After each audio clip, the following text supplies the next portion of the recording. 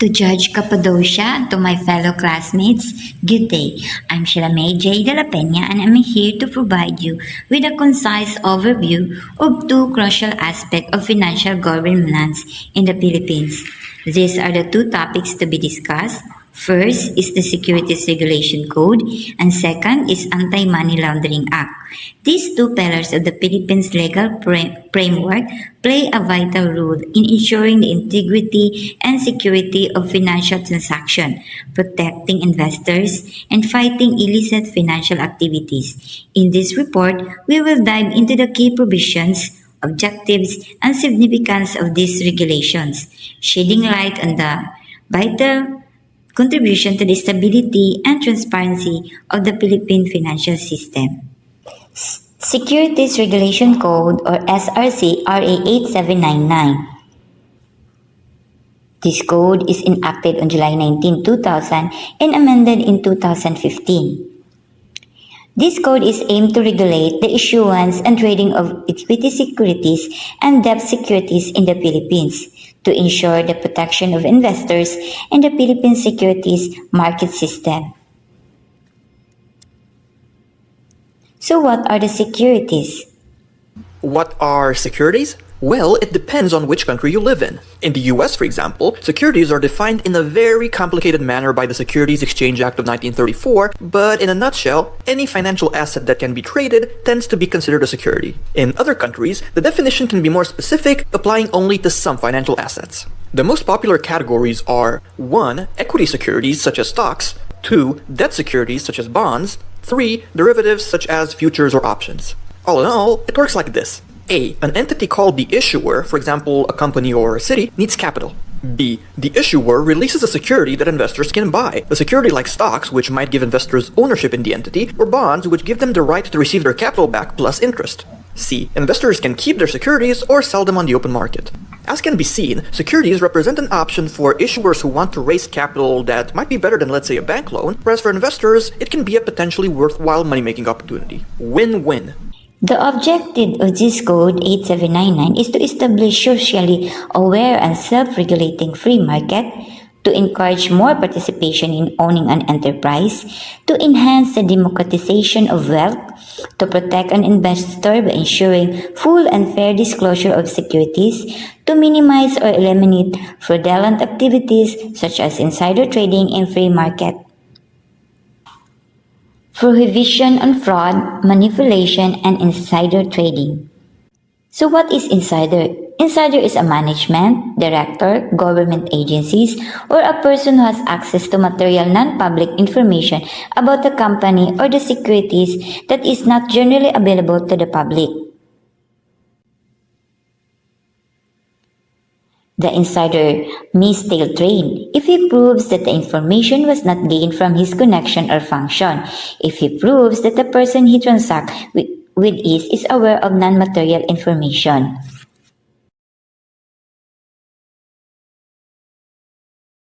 It is unlawful for any person to create false or misleading appearance of an active trade on any listed security in an exchange or any other market, by effecting any transactions in such security which involves no change in beneficial ownership, by participating in the sales of purchase of such security with the inside knowledge of other involved parties, by performing similar acts where there is no change in beneficial ownership.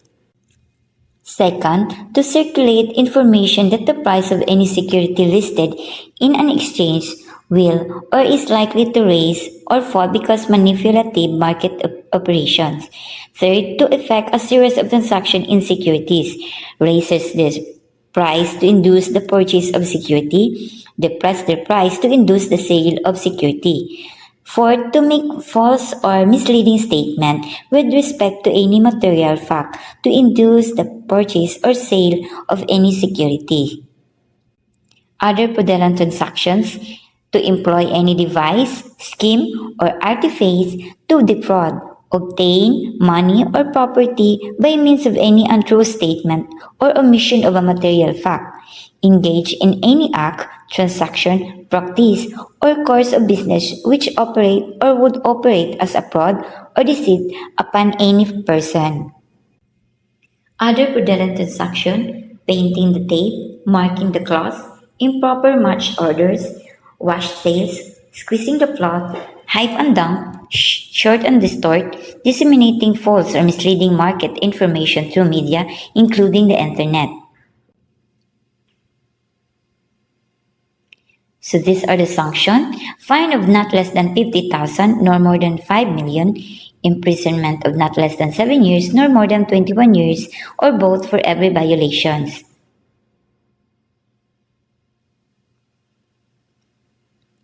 Disclosure rule: all companies listed or applying for listing are required to divulge truthfully and accurately all materials information about themselves and the securities they sell for the protection of the investing public.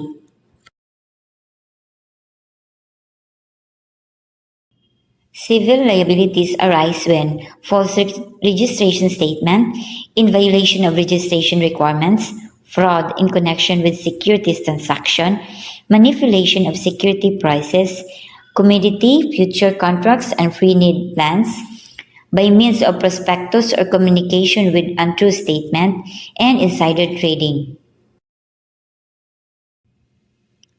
These are the company that was penalized. Securities and Exchange Commission ang naghabla sa Kapa Ministry International na binasa ganitong isang Ponzi scheme. Para sa detalye, may live report si Dano Kingkungko. Dano? Susan, paglabag sa ilang probisyon ng Republic Act 8799 o Securities Regulation Code ang sinampa ng SEC laban sa Kapa Ministry International Incorporated. Sabi ng SEC, madaragdagan pa raw ang mga irereklamo habang tinutukoy pa nila ang mga sangkot sa pag-aalok ng mga illegal manong securities ng Kapa. Ayon sa SEC, ilan sa nilabag ng Kapa ang probisyon sa Securities Regulation Code na nagbabawal sa pagbebenta ng securities ng hindi muna rehistrado sa SEC at ang probisyong bawal magpatakbo ng tinatawag na Ponzi scheme o sa pamamagitan ng pag-alok ng mataas na tubo sa mga investor at ibabayad ito gamit ang pera ng mga bagong pasok na investor. Thank you and hope you'll have learned a lot on my report. My second topic is about Anti-Money Laundering Act or RA 9160. RA 9160 Anti-Money Laundering Act of 2001 or AMLA, in Section 4, money laundering is a crime whereby the proceeds of an unlawful activity as herein defined are transacted, thereby making them appear to have originated from legitimate sources. So money laundering is generally refers to washing off the proceeds or profit generated from extortion, prostitution, drug trafficking, or any criminal activities. These are the 3 stages of money laundering. Stages of money laundering. Money laundering can occur through a series of complex bank transfers or financial transactions, which prevents government officials from tracking the origins of the illegal income. Despite the level or nature of the crime, money launderers make use of 3 different stages of money laundering to convert their illicit proceeds from the illegal acts. The 3 different stages are placement, layering, integration. It's the first stage, where the illicit proceeds are introduced into the legal financial system. There are various techniques of placement, be it smithing, electronic transfers, bulk movement, asset conversion, etc. This is the second stage, where the origins of the funds are concealed by moving them around in a series of complex bank transfers or financial transactions. The third and final stage is integration, where the proceeds can no longer be detected by the officials and are infused back into the economy. The different methods of integration include the sale and purchase of real estate properties, expensive gifts, loans, false import-export invoices, which in turn helps to hide the source of the illegal income and reintroduces the funds into the financial system for the use of criminals. Why is money laundering outlaw? It was outlaw because the money enters the financial system without being taxed. The money is the fruit of illegal activity, therefore an extension of that same crime. Forces legitimate business to deal with inflated, undercut transaction. Criminal elements become more comfortable conducting their activities. Financial system is manipulated, just management of national economics is put in danger. Financial Action Task Force Philippine government responds to the concern of Financial Action Task Force to hunting down and stopping money laundering whenever it may transpire, with a mission of paving the way for the effective prevention and detection of money laundering by ensuring that appropriate measures against money laundering are implemented to all nations. This is a documented case of money laundering in the Philippines. Ang sinasabi ni dating RCBC Branch Manager Maya Santos de Guito mula pa noong humarap siya sa pagdinig ng Senado, wala siyang alam tungkol sa money laundering ng $81 million na ninakaw sa Central Bank ng Bangladesh noong 2016. Pero hindi ito pinaniwalaan ng Makati Regional Trial Court nang hatulang guilty si de Guito sa 8 counts of money laundering kanina.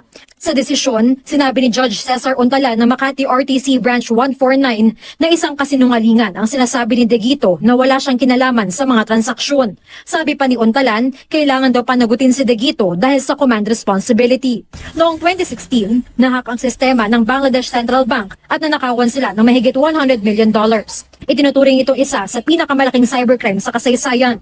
$81 million dito, ibinasok sa mga bank account sa Jupiter branch ng RCBC sa Makati. Si de Guito noon ang branch manager doon.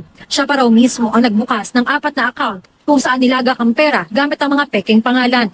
Si de Guito rin daw ang naglipat ng pera sa ginawa rin niyang account ng negosyanteng si William Go nang hindi nalalaman ni Go. Sabi ng korte, dahil mahaba ang karanasan ni de Guito sa banking industry, alam na raw dapat niya na kahina-hinala ang remittances dahil sa laki nito.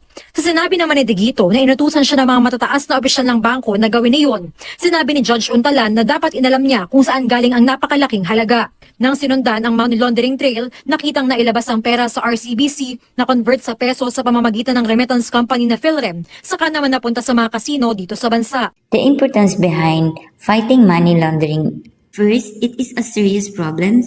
Criminals will multiply if even small businesses does not comply. Small businesses may be held responsible under AMLA, global scale, and is not limited to local context. For the law to prevail, here and abroad must work hand in hand. How to fight? First, you have to know your customer, maintain strict identification standard, keep clear and accurate records, reports all covered and suspicious transactions. There are 3 agencies internationally that fight money laundering. First is the Financial Action Task Force, second the Egmont Group, third is the Asia Pacific Group on Money Laundering. There are legal consequence penalties and its related offenses. The AMLA penalized the following act or omission: money laundering proper, 7 to 14 years imprisonment and also the fine; facilitating money laundering, 4 to 7 years and fine; failing to report CTR and STR, 6 months to 4 years or fine. And also there are other violations punishable under AMLA: failure to keep records, malicious reporting, breach of confidentiality, administrative violation. The Anti-Money Laundering Council 2000 ELMC was born upon the enactment of RE 9160 with a mandate to prevent the entry of illegal acquired funds into our financial statement. The EMLC Secretariat implementing arm of EMLC. The function of EMLC to require and receive a covered or suspicious transaction report from covered institution, issue order to determine the true identity of the owner of any monetary instrument or property that is subject of a report, and to request the assistance to the approve of a foreign country. Third is to institute civil forfeiture and all other remedial proceedings through the Office of the Solicitor General. Thank you and hope you have learned a lot about my report.